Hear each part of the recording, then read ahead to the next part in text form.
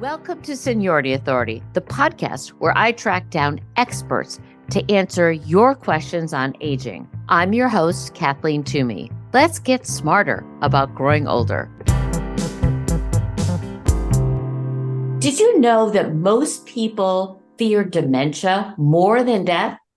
Today, more than 55 million people globally are living with dementia, and that number is expected to triple by 2050, according to the World Health Organization.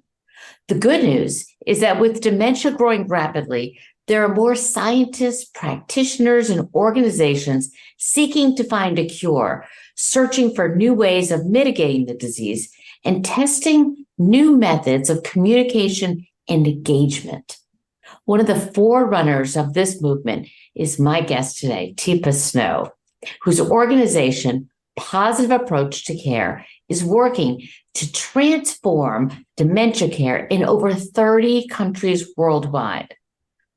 Positive Approach to Care provides both family and friends, as well as professionals, with videos, trainings, and tools to help bridge the understanding and improve care quality. I've seen Teepa speak in person, heard her on a Zoom, and she is unforgettable. You can find more on her website, www.teepasnow.com. Thanks to our show sponsor, the Riverwoods Group, Northern New England's largest family of not-for-profit continuing care retirement communities, where independent, active adults find purpose, community, and peace of mind. Visit us at riverwoodsgroup.org. Now, let's hear from today's guest.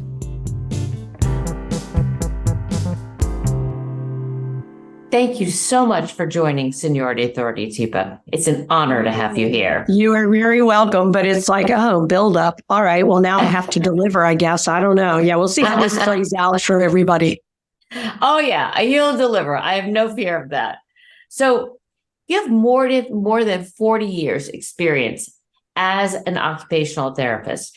Let's talk about what initially drew you to focus on the thing that drives most people away, which is understanding people with dementia. What drew you to this?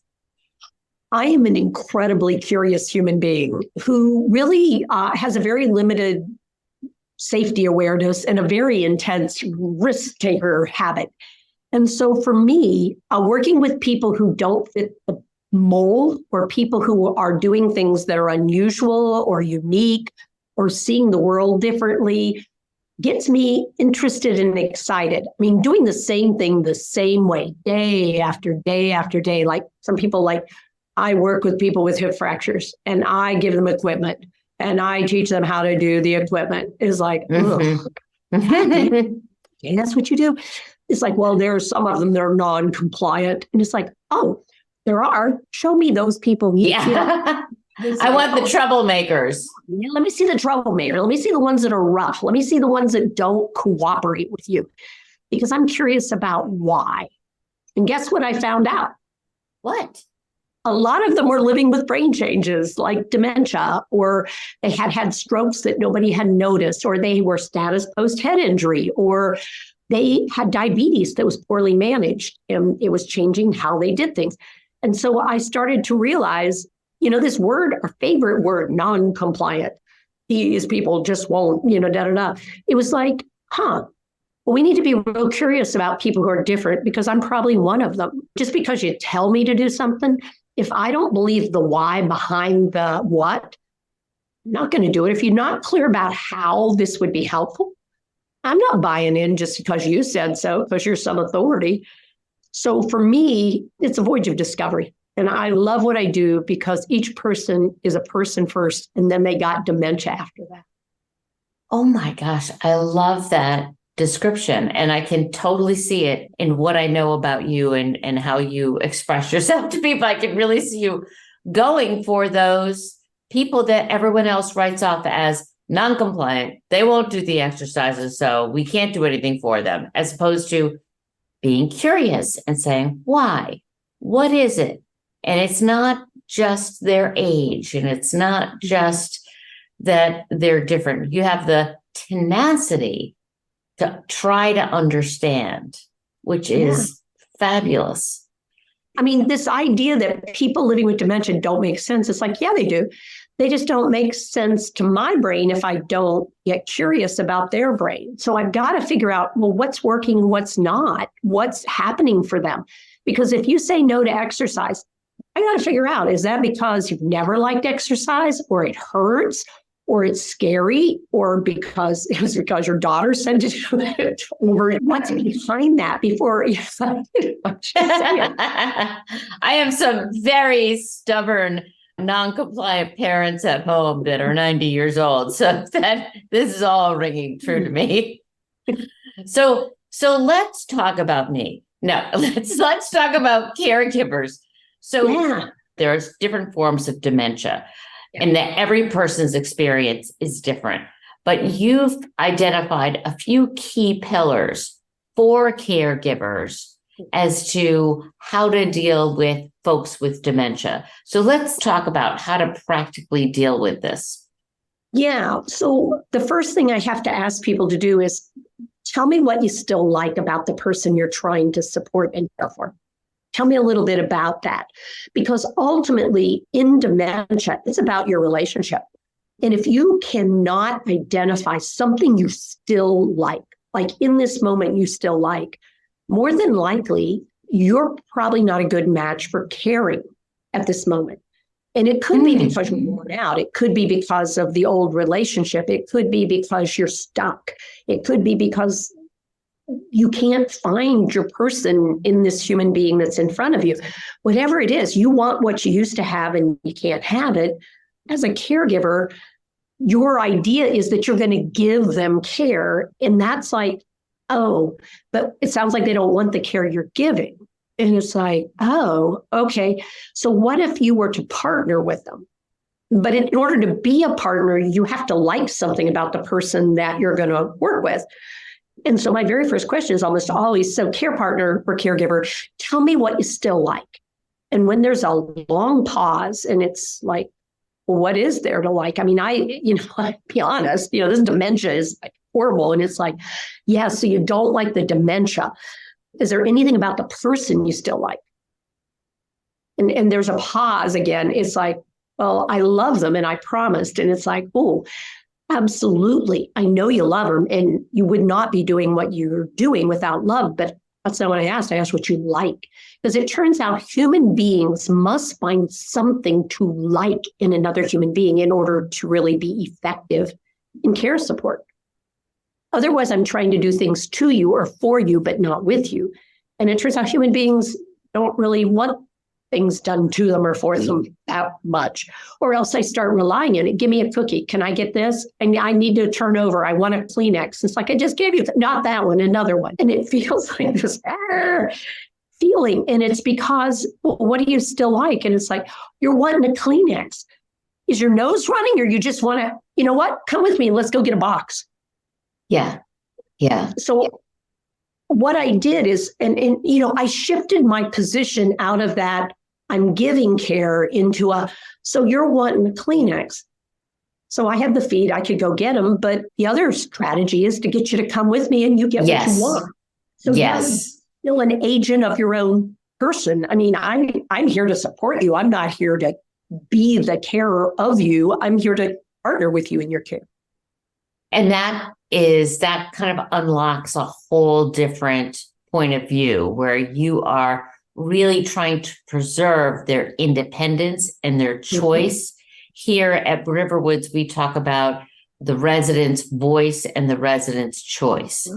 And what you're talking about is, okay, it's your choice to have a tissue. Let's go choose a box and you can have as many as you want. But what you said at the beginning is really interesting, that you have to separate the disease from the person and understand you don't like this disease and what it has done to your person, because it's taken parts of your person away. But what is there still? Taking away my relationship too. Yeah.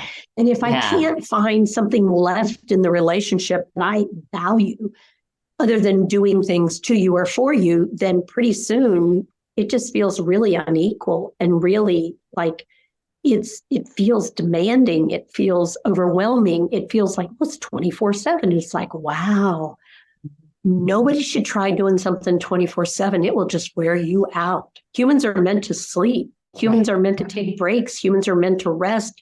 Humans are meant to take care of themselves a little bit. I mean, that's how we're made.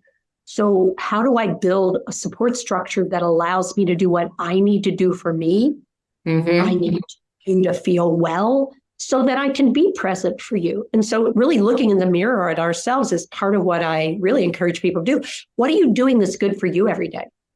So some of the pillars of taking care of someone with dementia are, one is to understand what you love, care, like about the person that you are caring for still right now, not when you were 8 and not when you were 12, but right now, here and now. What do you still like? Yeah. During that, you separate the person from the disease.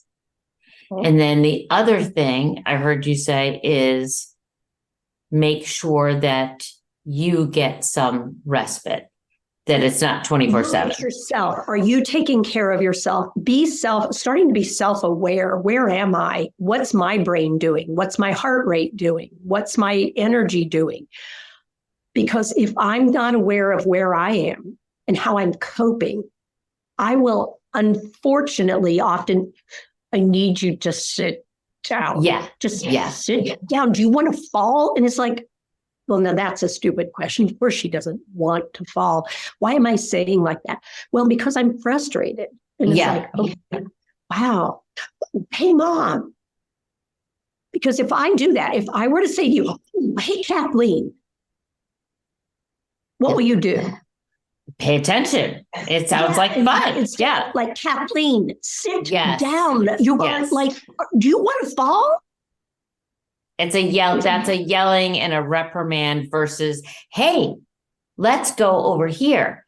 Because I think what happens to a lot of caregivers for people with dementia is they get into these locked battles because, number one, there's an insane amount of repetition when people whose memories no longer work ask the same question over and over and over again. And you give the same answer over and over and over again. And you're surprised that they ask the same question over. And it's like, I think we're both stuck.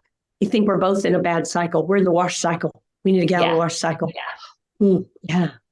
So, but your recommendation, I'm asking a question. I think what I've read is most people say you meet people with dementia where they are. So if you've got someone with dementia who believes, as a friend of mine, his mother, whenever he comes over to visit, she says, take me home. I want to get out of here. And she's at a home. Get out of here and you want to go home. Is that what I hear you saying? Yeah. Yeah, you want to get home. Now, do you need to do something at home or you just don't want to be here? Yeah. So what am I finding out, Kathleen, there with that question? Because this is where I'm truly curious about this need to go, and I'm going to use quote marks, home. What is I really saying to you when I see you, the son, the daughter, the person who I think knows about what home is for me? What am I asking? Well, you're being curious to say, what's the motivation? So if I were to follow this along, I would say, for my friend, I would say, I want to see my mom and dad. They're home waiting for me. And I just got home from school. Yeah. You know what? How did you do today? Is it a good report or is it not such a good report today? Yeah. Okay. So meet them where they are. Yeah, because what you're offering to me when you're in one place and you say, I want to go home is where I'm at, when I'm at, who I'm with, what's going on around me doesn't feel good. I want to go to my safe space. And in this moment, apparently, you have not only lost where you are, you've lost when you are. You've not only lost when you are, you've lost some of who you were. However, what you still have is you as an 8-year-old, and you have a mom who's going to make you feel better about, or is going to be supportive of you. So you're looking for somebody to support you. Oh, look, I'm not your mom, but I bet I can do this. Yeah. Yeah. And guess who will like me better? Yes, absolutely. Absolutely. One of my clumsy recommendations was to have my friend say, tell me about your favorite room in your home. What does it look like? What do you like most? So that you keep them focused on what is it that they love about that home. Yeah. Yeah. And so all I'm doing is building home a little bit bigger. Yeah. So it involves places and people and props. It involves programming. Right. What am I doing there? What could be going on there? And other possibilities I haven't even thought of. They're called the 5 Ps. Okay, it's the place, it's the people, it's something about props, things, or it's something about what to do, what kind of thing to be done, or maybe it's something else. But if I'm not curious about them and what they're seeking, I keep thinking they want to go home, and I tell them, well, you are home, or your mom's been long gone. I mean, that's not helpful. Those are not helpful. So in my mind, you got them on the right track. They're going to a different place. What about that place is your favorite? Which is the same thing. It's providing some kind of support for them where they are, not trying to make them different than who they are and where they are in that moment, but give them some support. And this is another question that comes up. If they come up and they say, I want to go see my husband, and the husband is dead. Yeah. So you're looking for your husband. Now, do you need to ask him something, or are you just missing him? Yeah. Yeah. Okay. So ask and talk about the husband, and then say a little white lie like, we can't see him today. Okay. He's now busy. We have to disagree. No, okay. I'm asking. Okay. Yeah. No, it's good. Okay. So I could say, well, he's busy. Well, what's he doing? Uh-oh. Now I'm getting in deeper. Well, he's at work. Well, what's he doing at work? Well, he's filling out paperwork, because I may not know enough. Instead, I would say, you're wanting to see him and you have a question. Now, is he usually working about this time of day, or is he often, coming home, or what should be going on? Just help me out here. Tell me a little bit about what's he up usually. Okay.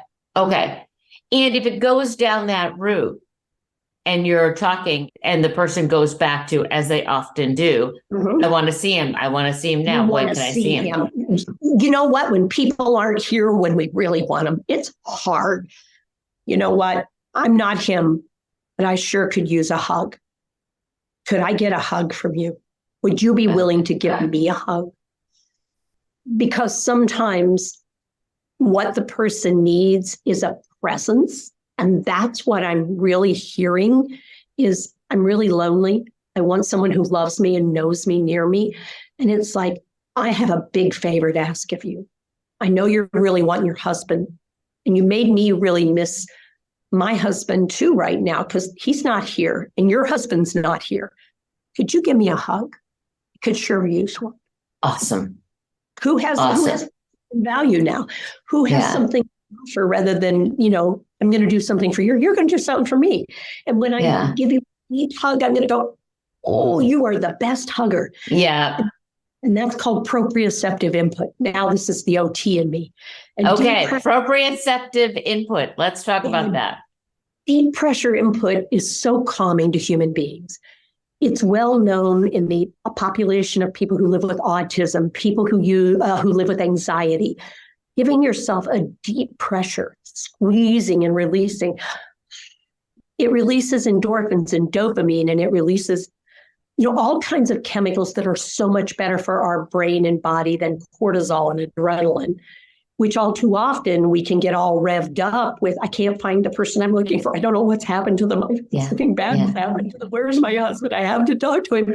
And that idea of the really nasty chemicals that cause my brain to not work versus the ones that get my brain more settled and more active, and deep pressure, heavy work. They often release those chemicals, those endorphins, those dopamine, those neurotransmitters that make us more functional and less distressed. That's really good advice. And I know that with people with dementia, I think many of them understand they are struggling mentally. They know they can't find the word understand where they are in space and time. I mean, so their brains and their emotional state is already agitated because they're working so hard just to say hello and try to figure out what is the name of that person in front of me. They're already starting with a high level of agitation, I think. People wiping tables or moving furniture. It's like, thank you for moving that table. Wow, that's a nice heavy couch. Push it, bring it back over this way. Getting people to do heavy work unless they're in cardiac problems. Sometimes we rob people of opportunities because we're worried because she keeps moving the furniture. It's like, wonder what she's looking for or wonder what it's giving her, scrubbing floors, wiping countertops. It's like washing dishes. Sometimes I need to do things so I can feel things because sensory deprivation is one of the worst things we can do to people. It's actually considered a terrorist activity to deprive people of sensation. And for people living with dementia, sometimes without meaning to, we deprive people of opportunities to have sensations like sweating and being real. I mean, we all do these things sometimes, not, always with yay, but like when I do heavy work, then I feel better. But we're so concerned about keeping everyone safe that it does rob them from those. You know when you're safe, Kathleen, when you're really safe? When you're dead. When you're dead. Until then, it's called risky. It's being alive. It's being, it's sort of risky until it's done. And then it's not risky anymore because it's over. Exactly. Then it's not going to keep you safe. I mean, it'll help. And there are risk factors, certainly. But, we've tried cotton wool before. We tied people up to the chairs. We tied the chairs to the walls. We tried to immobilize people so they wouldn't fall. And then they fell with the chairs on them or they went over the rails. I've been around long enough that I know we used to try all kinds of stuff. And we did it with plaids and stripes because Yeah. If you're getting smarter, let us know. Leave us a review, a rating, wherever you listen to podcasts. Tell your friends and follow us on social. We're at Seniority Authority on Facebook, Twitter, Instagram, TikTok, and YouTube. And don't forget, if you're listening to YouTube, hit the notification bell so you can subscribe. Or subscribe to our newsletter at seniorityauthority.org so you don't miss a thing. So you've been doing this for a long time. Tell our listeners, what are the things that caregivers get wrong most often? So the people who are listening to this podcast likely have someone that they love who has dementia at some point along the trajectory. What mistakes can they avoid right off the bat that you, in your years of experience, would recommend? This is not a sprint, it's a marathon. So really acknowledging early on, I will need a team.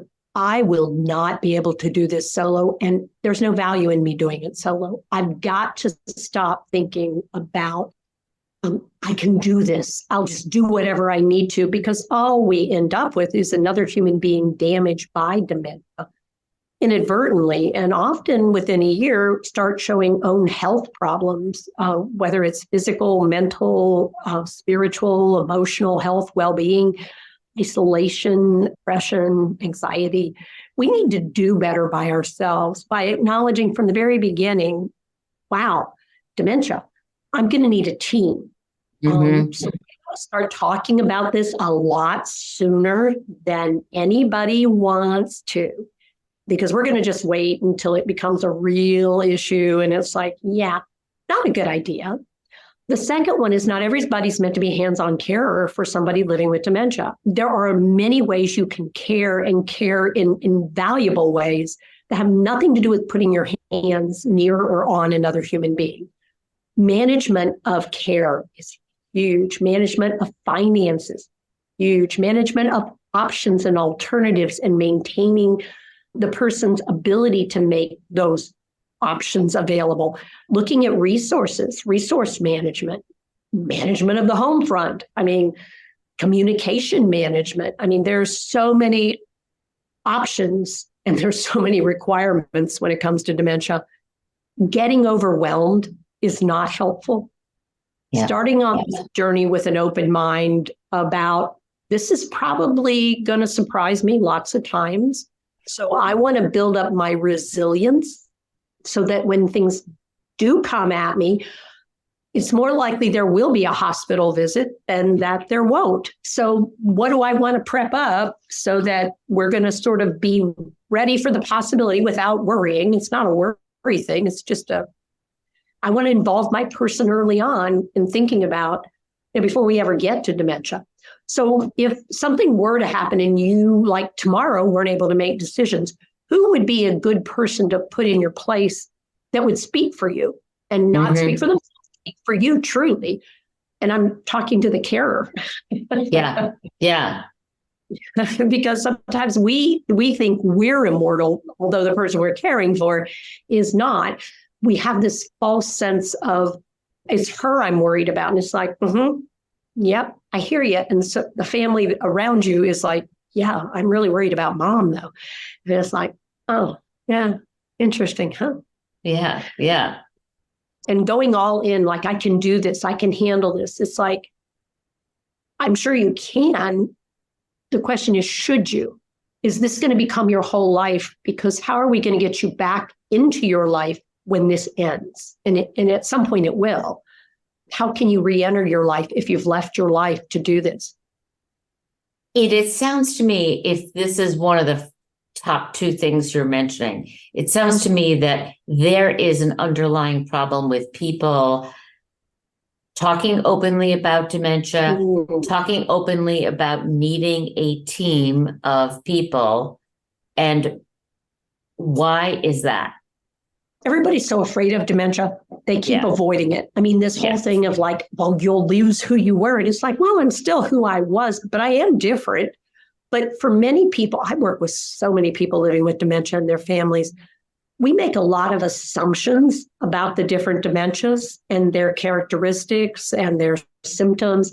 And we keep forgetting what's still possible and what's still often functional in a person living with dementia, because we're so busy talking about the holes, what they can't do. They can't do. Yeah. And I think because we focus on the can't, well, I'll just do that. And it's like, well, pretty soon, before you know it, you're doing a whole lot of stuff and I'm not having much to do. So I'll go find some other stuff to do, which you probably won't like because it's going to cause you trouble. But I'm bored. I can't do any of the things I used to do. Or I get further and further into myself because there's nothing out there for me. And then you are unhappy because I'm not engaging. And it's like, well, we got to really think through what kind of support do I need when? And it's usually 3 months before you ask. Okay. So listeners, 3 months before you think you need help, you need help. And don't be afraid to say, I need help with this. And help. Yeah. Let's talk about that you just touched on, which I think a lot of people are concerned about, which is lack of engagement. So we know that as dementia progresses, that you change from a cognitive standpoint, and it becomes, you lose, perhaps if you were a fabulous reader and you can't read anymore, you can't follow things. Are there suggestions that you have for loved ones to kind of unlock new ways to engage with the person they're caring? Yeah. So here you go. I want to share some with you. Now, this is an interesting thing. Take a look at this. Yeah, beautiful. Isn't it interesting? Yeah, I love that. Yeah. It looks like a bird's nest or an egg inside a leaf or a nest painted on a block of wood, surrounded by light. Now, what did I just get you to do? Yeah. Describe what I was looking at. Talk, look, ideas come up. You shared a lot. All I did was hold something up and say, ooh, what do you think? So you can't initiate something, but I can. what I've got to get better at is what can I offer to you, to your brain, and where do I offer it? So for the screen, I am right in the middle of the screen with the object. Mm-hmm. I am my finger and I'm moving it just a little so you can see it. I'm highlighting parts and I'm showing you, and then I'm pausing. Got it. Got it. And so what people say is she can't do anything. And I'll go, ooh, Kathleen. Take a look at this. And so I just went, ooh, Kathleen. And it may take 6 to 10 seconds for her brain to go, I think I heard my name. Yeah. That was my name. Where did it come from? So one of the things we want to think about is if I can only take in limited visual data, I want to be in a place where somebody can see. But if I stand with this right here, or I try to show you like this, that's a little awkward. So when I hold it like this, I'm actually telling you what's important to look at and how to look at it. And then your brain goes, oh, well, that looks like a nest. And if you said it was a nest with an egg, I'd go, great idea. I hadn't thought about that. For me, it looks sort of like a brain, and it's a peacock feather. Wow. I like that. That's It does look like a brain. So, but what we're actually doing is engaging. And people want me to be like I was, or you to be like you were. And it's like, well, I am who I am now. How's that working? And it's like, well, that's why I said you have to like something about the person. I can try music. I could try animals. I could try presence. I could try touch. But I always recommend touch after you get a visual and audio connection. And then you offer a touch and see what they have to say about that. Because being touched without permission isn't most people's favorite thing, just saying.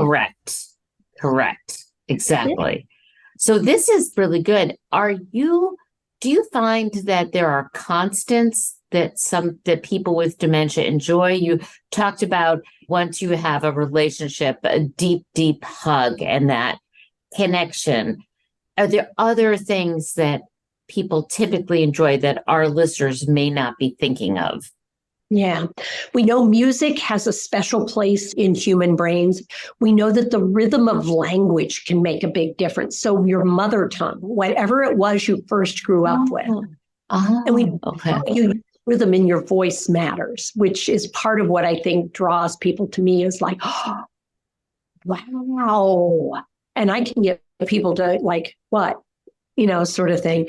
Animals, often looking at them, watching them, especially young animals, playful little animals, or, being outdoors for most human beings, feeling sun, feeling wind, noticing. For many people, that is a part of living. Warm, cozy blankets, things that smell good. For many people, not everybody, but things that smell good for that human being. Sharing something is usually a little bit better than I'm giving you something. Sometimes sharing something. Look at this. I'm going to have coffee and you tea or coffee. Yeah. Or yeah. water.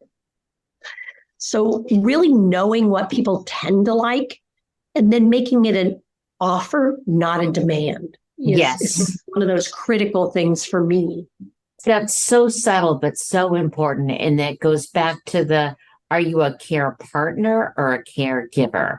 And we're talking about a program here that we're thinking of launching. And I'm really thinking of changing it to care partner because it's more equal. And it's not, nobody likes to be given everything. They like to partner and participate. And so just that, I'm having coffee. Would you like coffee or water or tea? What would you like? Let's do this together. And I think use your help. Yeah. We try something. I mean, we call them positive action starters because It's not, are you ready? It's time for your shower. You need to get up. Come on, it's time to get going. It's not I'm the boss of you. It's ooh, hey, listen, I could use some help. Just a second. Here, let me show you. Yeah. Who wouldn't be excited by that? Because it's personal. It's a personal invitation, not a demand, not an order, not a take your meds and make sure you drink all that water. Okay, now, such a big change. Such a big, just People, mental. it's a tough transition. It's so hard to not want to give care. And yet, I mean, let me switch places with you. I'll do it for you. And sometimes it's the switching places that helps people let go of the idea. You're right. That isn't that comfortable. What did you say again? Let's try it this way. Let's see how it feels to you when I do this. Oh, that's real different. Good. You're so warm and positive. You have such a great sense of humor. How do you keep this positive energy surrounded by such a debilitating disease for which there's no cure? What's your magic? It's called my reticular activating system. And you have one too.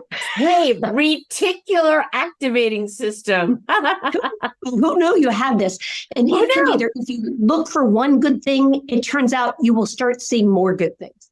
If you start seeing one bad thing, your brain will focus on finding more and more and more awful and bad. And that's terrible. And she does this and she does this. And she also does that. So I have a choice to make. Which direction am I going to travel? And I think for me, I'm not threatened by dementia. I mean, I don't hope that anybody gets it, and I don't hope that I ever get it. But if I do, I feel like I've done a pretty decent job of setting some people up around me on how to support me, and that I'll still have some capacity in some way to make a difference in the world, which is a big value for me. So I think that's what keeps me going is, when I offer something and someone accepts it, yes. I just got some good feedback that what I had to do wasn't worthless. And so feeling valued for all humans is so vital to life. That is so important. I know some of the people that are listening now are really struggling with caring for someone with dementia and feeling alone and feeling frustrated. Where would you suggest they go to get some encouragement? There are two major places where people might want to go. They might want to go where there's a group of people, and it would be called peer support or a support system where you can get in with other people who are in different but maybe similar situations because you like to be part of a group. On the other hand, you might want to go with a single solitary helper where you can really build a relationship with that individual and feel supported in what you're doing. And I want someone in either case who's knowledgeable about dementia, who is knowledgeable about humans and helping behaviors, and is really supportive of the idea of living life with a disability that keeps changing on you. And so I need some resource that doesn't see this as a dead-end job, a horrible condition, because if that's the case, then what starts happening is we're all going to spiral. How awful. For me, it's finding people who know how to be supportive, not Pollyanna, but somebody who knows the dirty side of life and says, yeah, that's really hard. So how are you doing today? Here, or down here? Oh, you're down here? All right, so you're really feeling, tell me at least two things, though, that could be worse than they are right now. What are two things that are That's where I want people to find someone in the world, whatever the organization they work with, that supports them and gets them in a place of not feeling overwhelmed, but feeling resilient and able to find what they're looking for with the right support. Yeah, I think resiliency is the word. I think that's a great idea. And to just say, tell me two good things. We don't want to go down that Alexandra's terrible, very bad, no good day kind of and what's routine. And what's the one thing you wish were different? Because if you wish it were different, let's work on it. But let's work on it from what you want different, not from this is horrible, but you wish it was different. And sometimes I have to reframe it. And you say, well, I wish you wouldn't pee all over the floor. So you're hoping to have him pee in the pot. How's that going? Yes. Let's take a look at it. So, I mean, again, finding somebody who's willing and able to support you where you are, but help you get where you want to go. That's really good advice. You're on the forefront of all things dementia. What do you see going forward? Is there anything new that you see? I know there's a lot of research and they're testing a lot of medications. Is there anything new in the practice of caring for someone with dementia that you think is worth noting or taking a closer look at? Yeah. I think what we're finding out is that how people are in a moment isn't how they need to be. It's how they are in a moment. And that there is so much change possible when we become change agents, when we are willing to shift an environment, when we're willing to shift a time frame or an expectation into possibility. I do believe that we are just starting to see dementia more as a disability than a death sentence. If we see it as a disability, then there are compensatory strategies. There's a little rehab that might take place. There's environmental management stuff. There's, all kinds of compensations.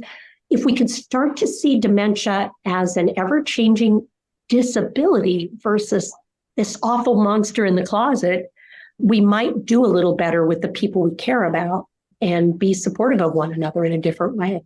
That is excellent advice. Excellent advice. And last question on this topic is, do you have advice for any of our listeners who have just gotten a diagnosis of dementia or know someone that has just gotten a diagnosis? Yeah. So tell me what your understanding of what you're now living with is, because you've been living with it and now you have a label or a name for it. Tell me about it, what it means to you to be living with this, because I got to hear where you are before we know where to go. I've got to stay really super curious. How's that for you? Are you feeling, okay, at least I know what it is, or, oh God, this is going to be rough, or I don't know what to do. Yeah. So you're not sure what to do. Well, knowing what it is, tell me a little bit about what you know about dementia. Because you have a particular type, or you don't know what type you have. So you've gotten the identifier of your brain is changing, and the way it's changing, we don't currently have a way to fix it. So your brain is going to keep changing. Maybe we don't even know, well, maybe we have some more work to do to figure out what exactly is happening for you. Because having Lewy body dementia is really different than having a frontal temporal or Alzheimer's versus vascular versus chronic traumatic encephalopathy. And you're like, what do we know about what you have, you person, and how long have you had symptoms? I love that. The curiosity just is the driving force in everything that you do, and everything you've talked about in this interview is be curious, be personal, be a partner with that person. That's a total through line. Because, if you've been diagnosed with cancer, it's like, oh no, it's like, well, that's not a helpful thing for somebody who's just been diagnosed. Well, I hate that for you. Tell me a little bit more about the kind of cancer and where they think you are in it. Because that's going to be more helpful to someone, or tell me what you understand about your cancer. I won't know how to help if I don't get more info. And we won't have a relationship if I can't open the door and come on in.